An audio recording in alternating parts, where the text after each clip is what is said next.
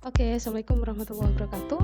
Pada perkuliahan kali ini kita akan membahas tentang konsep dasar ekonomi makro dan mikro secara singkat sebelum nanti kita akan mendiskusikannya di dalam kelas. Nah, hal yang paling sering kita tanyakan dalam pengantar ekonomi, nah sebenarnya apa saja sih skopnya yang akan kita bahas? Nah, yang pertama ini kita akan berbicara tentang kenapa harus belajar ekonomi. Untuk apa sih ilmunya? Ekonomi itu gunanya apa sih? Nah, yang kedua tentu saja ruang lingkup ekonomi itu apa saja yang ada. Selanjutnya kita tentu akan membahas tentang metode dalam ekonomi ya, metode-metode yang digunakan dalam economic research, terutama pengembangan teori ekonomi. Nah, ini adalah contoh yang sederhana. Ketika kamu punya uang, misalkan $50 ya, di satu sisi kamu tuh punya keinginan. Nah, punya keinginan untuk, wah ini mungkin uang $50 bisa buat jajan ya. Nah, yang satu lagi punya keinginan buat, wah enaknya kita refreshing aja, liburan aja, atau mungkin cari hiburan lah ya. Yang ketiga, apakah kita gunakan uang $50 ini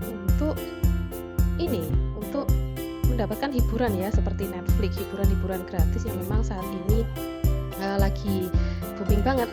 Nah, itu yang akan kita pelajari dalam ekonomi. Nah, jadi sebenarnya ekonomi itu bagaimana seorang individu dan masyarakat itu perilakunya ya dalam memilih. Kata kuncinya di sini adalah memilih menggunakan sumber daya alam yang langka. Katakanlah tadi kalau sumber dayanya uang ya, ada tiga pilihan yang harus dihadapi. Jadi seperti itu. Nah, ini adalah sangat penting ya dipelajari dalam ekonomi. Kita akan melihat bagaimana perilaku-perilaku yang ada di dalam individu dan masyarakat itu tadi, sehingga ilmu ekonomi itu ada bermacam metode untuk memahami masyarakat tersebut. Dan nanti kita akan pelajari di dalam subbab yang bagian akhir ya, tentang metode ekonomi yang ada dua jenisnya itu. Nah, oke, jadi seperti itu ya. Ekonomi gambaran singkatnya adalah seperti itu. Nah, maka yang pertama yang dipelajari, karena kita mau memahami cara berpikir nih, cara berpikirnya individu, masyarakat, jadi kayak gitu. Lalu memang dia hubungan internasional juga. Nah, dalam konsep dasar ekonomi itu ada beberapa hal ya, dalam konsep dasarnya yang akan kita pelajari di sini. Kalau tadi kita bicara tentang hubungan internasional, tentu saja ya, seperti perdagangan. Kalau kalian kan sudah mempelajari ya di masa-masa kalian sekolah dulu waktu SMA itu kan ada teori perbandingan komparatif, ada perdagangan. Nah, itu kan ada hubungan-hubungan diplomatis, ada hubungan-hubungan internasional yang ada di dalam sana ya, yang ada di sana. Jadi seperti itu. Nah, oke.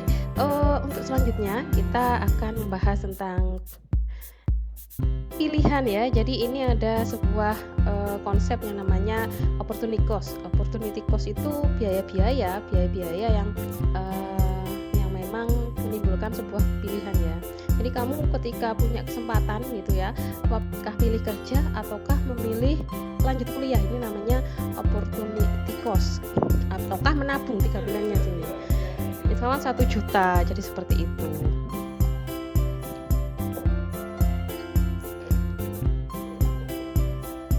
Oke, kalau untuk perusahaan, barang apa yang mau diproduksi, berapa, dan alokasinya seperti apa, jadi gitu. Nah, ini kalau konsep marginalisme di dalam ekonomi itu adalah cost dan benefit dari biaya-biaya tambahan yang muncul ya, dari total biaya, dari total cost. Nah, sekarang adalah ruang lingkup ekonomi ya. Ruang lingkup ekonomi itu ada dua, ada ruang lingkup yang makro, ekonomi makro yang kita kenal sebagai ekonomi makro. Yang kedua adalah ekonomi mikro. Nah, apa sih sebenarnya? Kalau kamu kan sudah membuat ini ya, rangkuman mata kuliah yang memang saya kira semuanya sudah paham ya. Kalian semua sudah paham tentang ekonomi makro dan mikro. Kalau ekonomi mikro, kita mempelajari bagaimana perilaku industri itu terhadap misalkan bagaimana dia mendistribusikan barang-barang kebutuhan, bagaimana dia mengelola barang-barang bahan baku, mengubah bahan mentah menjadi barang jadi, lalu berapa yang mau diproduksi, diproduksinya, distribusinya kemana, lalu untuk siapa, apakah untuk masyarakat ataukah untuk masyarakat di mana, dengan kriteria seperti apa. Jadi seperti itu Jadi itu ya, kalau misalkan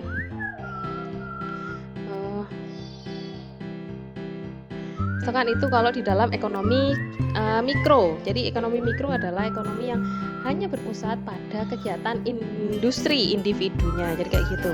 Nah, yang kedua adalah ekonomi makro. Jadi ekonomi makro itu berbicara secara global.